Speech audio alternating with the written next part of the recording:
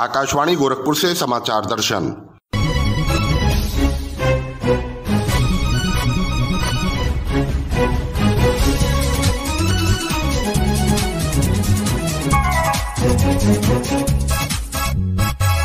इस अंक में मथुरा वृंदावन सहित समूचे ब्रज में होली की धूम और आजादी का सफर में आज राजघाट का इतिहास।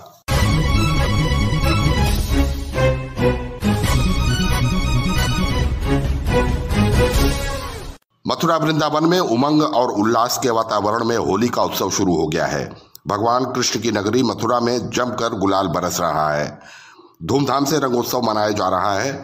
मथुरा के द्वारकाधीश मंदिर में होली समारोह का भव्य नजारा देखने को मिल रहा है। कल समूचे ब्रजमंडल में रंग भरनी एकादशी पर भक्तों ने होली खेली। यहाँ के प्रमुख मंदिर भगवान श्री कृष्ण की जन्मभूमि पर लठमार होली का भव्य आयोजन हुआ। यहाँ भक्तों ने होली का भरपूर आनंद लिया। देश विदेश से लाखों की संख्या में श्रद्धालु मथुरा वृंदावन में होली खेलने पहुंचे हैं। ब्यौरा हमारे मथुरा प्रतिनिधि से।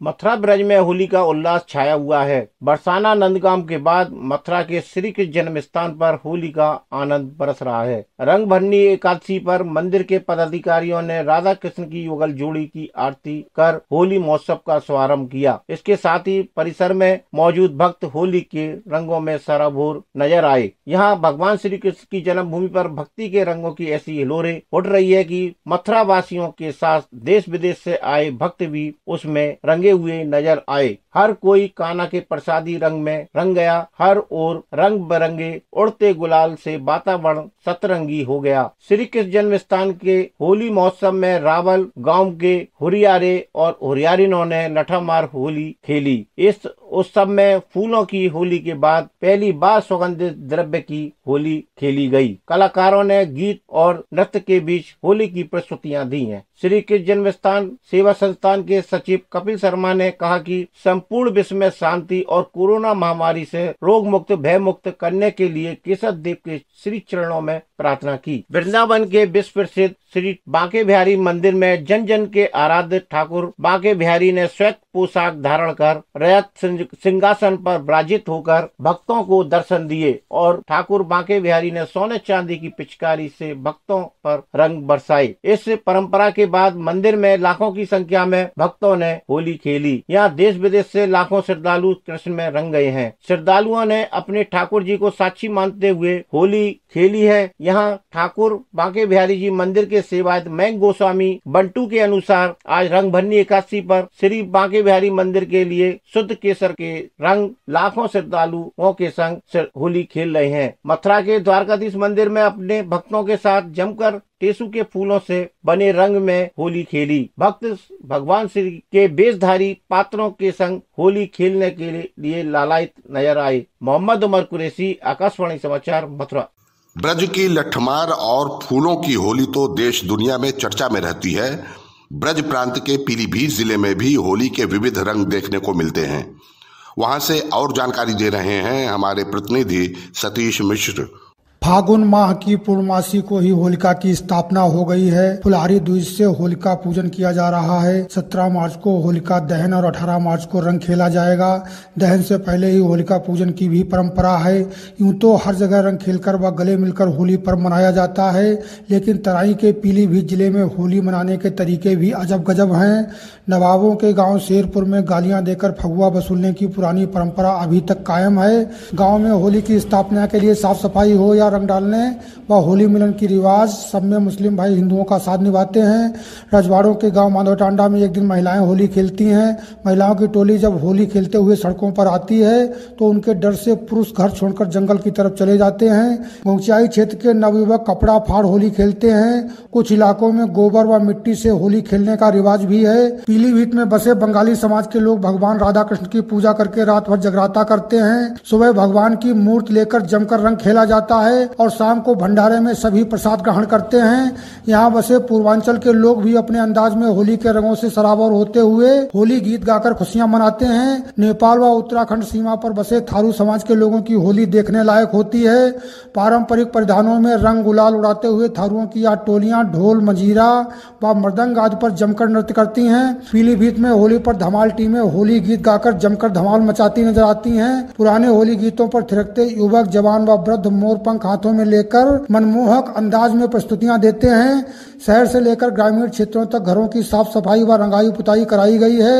मेहमानों के स्वागत के लिए कचड़ी पापड़ व गुजिया आदि पकवान तैयार हो गए हैं। बाजार भी रंग गुलाल व पिचकारियों से सजा हुआ है। समाचार दर्शन के लिए पीलीभीत से मैं सतीश मिश्र। स्वतंत्रता की 75वीं वर्षगांठ के अवसर पर देश भर में अनेक कार्यक्रमों का आयोजन किया जा रहा है। इसी कड़ी में आकाशवाणी देश के शानदार स्वाधीनता संघर्ष की कहानियां आप तक पहुंचा रहा है। आइए आज जानते हैं नई दिल्ली के राजघाट के बारे में। आजादी का अमृत महोत्सव।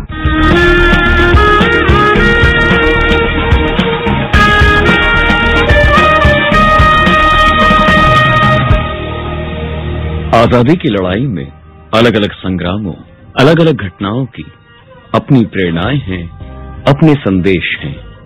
स्वाधीनता संग्राम से जुड़े देश में ऐसे अनगिनत स्थान हैं जो सेनानियों के अथक संघर्षों और बलिदानों के साक्षी हैं। ये स्थान आज भी हमें प्रेरित करते हैं, मन में देशभक्ति का भाव जगाते हैं। इस कड़ी में आज हम बात करेंगे दिल्ली के राजघाट की। राजघाट से परिचय के लिए किसी भी तरह की भूमिका की जरूरत नहीं है। ये महात्मा गांधी का समाधि स्थल है, जिसे 31 जनवरी 1948 को उनकी अंत्येष्टि के बाद बनाया गया था।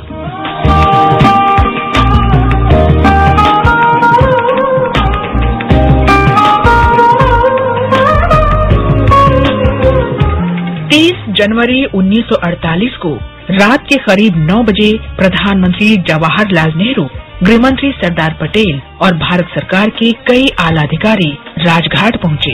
उस वक्त ओस और घने कोहरे ने दिल्ली को अपने आगोश में ले लिया था। उस शाम हुई बापू की हत्या से सारा देश अवाक था। नेहरू और अन्य लोग राजघाट पहुंचे। तब तक वहां केंद्रीय लोक निर्माण विभाग के अफसर मजदूरों के साथ उस चबूतरे के निर्माण के कार्य में जुटे हुए थे, जहां पर बापू की अगले दिन अंत्येष्टि होनी थी। 30 जनवरी के ही मनहूस दिन नेहरू कैबिनेट की बैठक में बापू की अंत्येष्टि स्थल पर चर्चा हुई। उसमें तय हुआ कि राजघाट सबसे बेहतर जगह रहेगी अंत्येष्टि के लिए। एक तो ये स्थान यमुना नदी के किनारे था और फिर ये राजधानी के मध्य में भी था। उसके बाद संबंधित अधिकारियों और विभागों को अंत्येष्टि स्थल की सारी व्यवस्था करने के निर्देश दिए गए थे।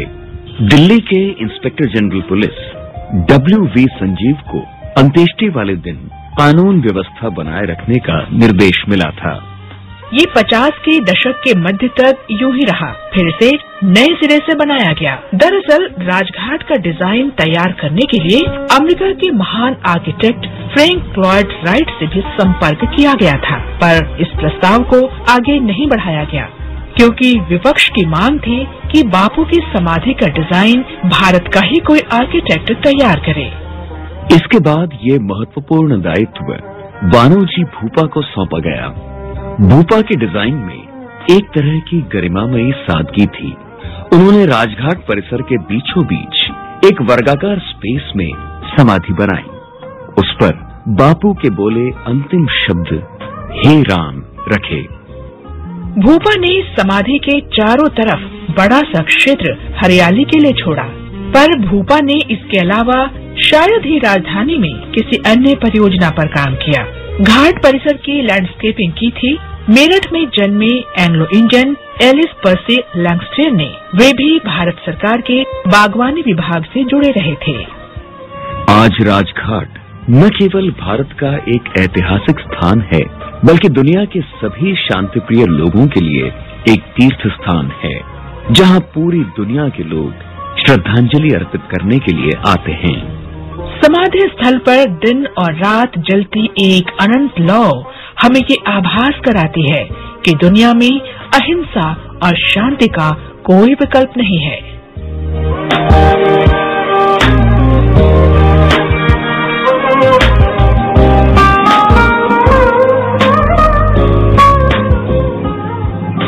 आजादी के अमृत महोत्सव में आइए हम आजादी की लड़ाई के उन निशानों को नमन करें जिन पर लिखी देश के अमर सेनानियों की कहानियां आज भी मन में देशभक्ति का ज्वार उठाती हैं।